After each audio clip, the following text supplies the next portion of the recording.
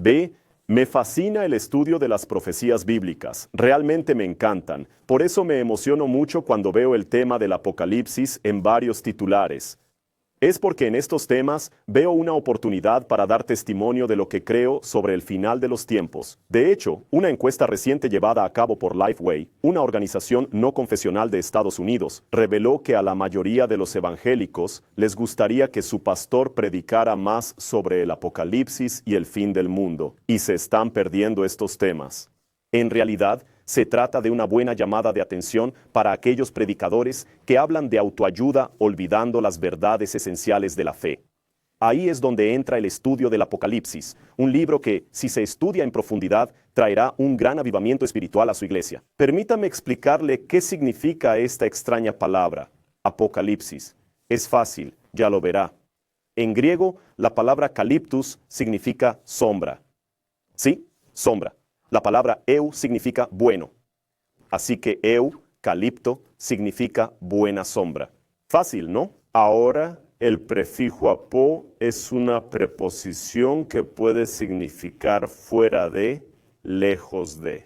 Por ejemplo, apóstol, el que es enviado a predicar fuera, a predicar lejos. Apostasía, uno que se va de en medio del pueblo de Dios, etcétera, etcétera. Así que al combinar la palabra apo fuera de concalipto, sombra, se encuentra el término apocalipto o apocalipsis, es decir, fuera de la sombra, lejos de la sombra. Ahora bien, lo que está lejos o fuera de la sombra está al descubierto, se revela. Por eso apocalipsis significa revelación. Genial, ¿verdad? Es la revelación de Jesucristo que Dios le dio para mostrar a sus siervos las cosas que pronto iban a empezar a suceder. Pero el hecho de que sea una revelación de Dios no impide que los cristianos sinceros tengan diferencias de opinión sobre este libro. Y por eso mismo, me gustaría empezar citando una frase de San Agustín que es un texto de cabecera para mí. San Agustín decía que en lo esencial debemos tener unidad. En lo no esencial podemos tener diversidad o libertad, pero en todo debemos tener caridad o amor, especialmente por los que piensan distinto a mí. Por eso, con mucho respeto, creo que voy a escandalizar a algunos hermanos evangélicos que siguen mis redes sociales. Entonces, ¿estás preparado para el shock? Bueno, ahí va. No creo en el rapto de la iglesia. Ahí lo tienes. ¿Pero cómo? ¿Ha perdido Rodrigo Silva la fe? No, en absoluto. Y le sorprenderá saber que no soy el único. Una encuesta realizada por el Tool Forum on Religion and Public Life entrevistó a 2.200 líderes evangélicos de 190 países diferentes y encontró que el 32% de ellos tampoco cree que habrá un rapto secreto de la iglesia al final de los tiempos. Cuando se llevó a cabo una encuesta muy similar con teólogos, esta vez de Estados Unidos, el número de los que negaban o tenían serias dudas sobre el rapto era de alrededor del 60%.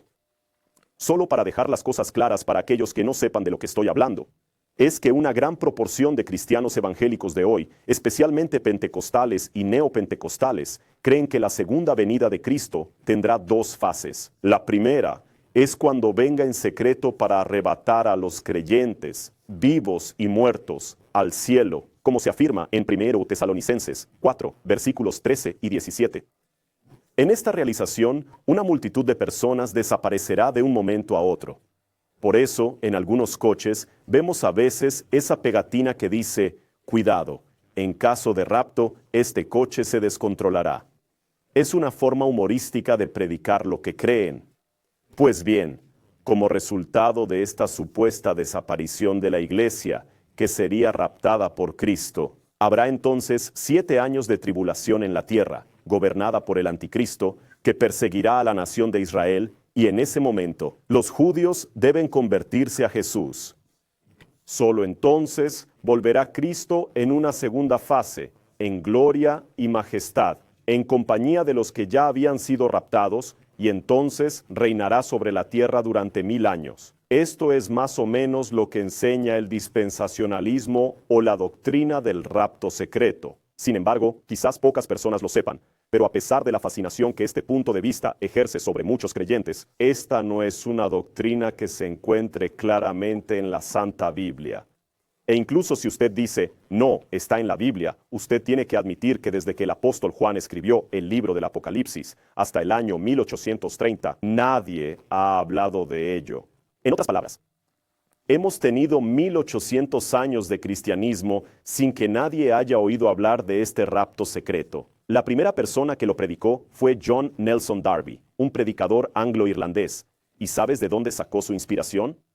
De los escritos de un jesuita español llamado Francisco Ribeira, que proyectó la profecía del anticristo en un futuro lejano para combatir la doctrina protestante de la época, que veían el Apocalipsis 13 cumplirse en el poder papal de Europa. Esto es una cuestión de historia, no me lo estoy inventando, puedes consultar las fuentes.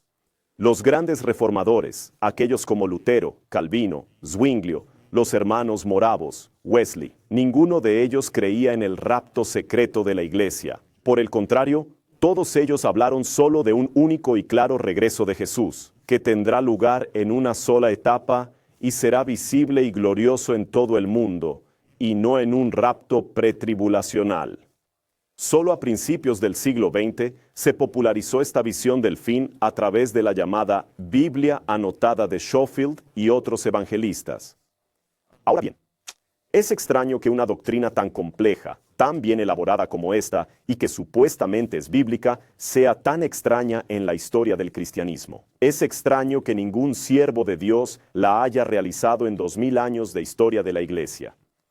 Una vez un pastor evangélico muy consagrado a Dios, al que respeto mucho, me dijo, pero Rodrigo, Dios tiene que sacar a su pueblo de la tierra antes de que venga la gran tribulación. Mira, la historia sagrada enseña que en todos los tiempos, argumentaba, en todos los tiempos de juicios divinos sobre las civilizaciones, Dios siempre ha liberado a sus fieles.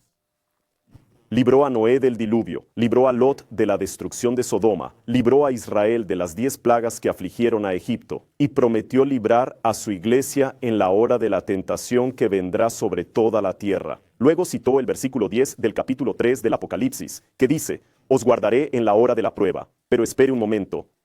Le dije, «Entonces, pastor, guardar es proteger, no trasladar de un lugar a otro». En ninguno de los textos que has citado, Dios se llevó a su pueblo para que no sufriera el juicio.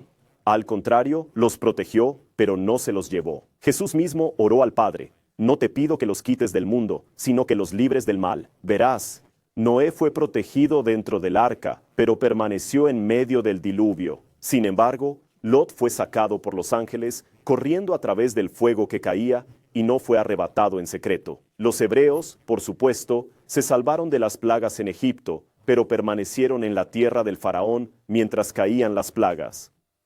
Con gran respeto a los que piensan diferente, yo digo que no veo ningún pasaje en la Santa Biblia que enseñe claramente el regreso de Jesús en 2 etapas, una secreta, la otra visible. Pero sé que alguien seguirá diciendo eso, Rodrigo. Pablo dejó muy claro en Terceira Unicensis que seremos arrebatados para encontrarnos con el Señor en las nubes, y ser arrebatado es ser llevado de repente, sin que nadie lo vea. Ahora bien, revisa el diccionario y verás que arrebatado no tiene connotación de acto secreto, ni en portugués ni en griego, que era la lengua original del Nuevo Testamento. Tanto es así que la palabra arpazo o rapto puede traducirse como robar en Mateo 12:29. Y se puede ver que claramente tiene el significado de algo visible, porque Jesús dice en este pasaje que nadie puede robar o arrebatar la casa del valiente a menos que lo ate. Ahora bien, si fuera algo secreto, el valiente ni se daría cuenta. Sé que en este texto bíblico, el valiente representa al enemigo de Dios, y como ser espiritual tiene que ser atado para que la iglesia sea salvada o raptada. Pero esto no invalida el argumento etimológico de que la palabra original no tiene el sentido claro de acción oculta, secreta. De hecho, si se presta atención, todos los textos que suelen leerse como referidos al rapto secreto de la iglesia tienen en su contexto una imagen más amplia de una venida inesperada pero gloriosa, visible para todo el mundo, incluso por los impíos. Por supuesto, de momento. No puedo analizarlo pasaje por pasaje, pero citaré solo uno de ellos, que está en Mateo capítulo 24, versículos 40 y 41. Dice: dos estarán en el campo, uno será tomado y el otro dejado. Dos estarán en el molino, uno será tomado y el otro dejado. ¿Es este un rapto secreto? No lo creo, por dos razones. En primer lugar, este pasaje sigue después de los versículos 30 y 31, que hablan de la visibilidad mundial del regreso de Cristo. Por lo tanto, es después de la gloriosa venida cuando tienen lugar estos textos. En segundo lugar, la comparación que Jesús hace inmediatamente antes es con el diluvio. Este es un dato importante para que entiendas este pasaje. Puedes buscarlo en tu Biblia. Dice: como en los días de Noé, así será la venida del Hijo del Hombre. En los días de Noé, los hombres no se dieron cuenta hasta que vino el diluvio y se los llevó a todos. Nótese, los que fueron arrebatados por el diluvio son los que estaban perdidos. Luego termina: de la misma manera en mi vida. Uno será llevado y el otro dejado, es decir, uno será llevado como los antiguos fueron llevados por el diluvio, y el otro será perdonado, como se salvó la familia de Noé. Por lo tanto, el análisis textual nos dice que los que quedan son los que se salvan, y los que son llevados son los que se pierden. Mira cuidadosamente en tu Biblia y verás que este es el caso. Ahora bien, a pesar de cualquier desacuerdo interpretativo o teológico, puedo decir una cosa con gran convicción. Independientemente de la religión que profeses, o incluso de la falta de ella, ya que muchos prefieren no seguir religión alguna, espero que estés de acuerdo conmigo al menos en esto. Jesús me ama, y a ti. Y si le somos fieles, volverá para llevarnos al reino que Él mismo prometió.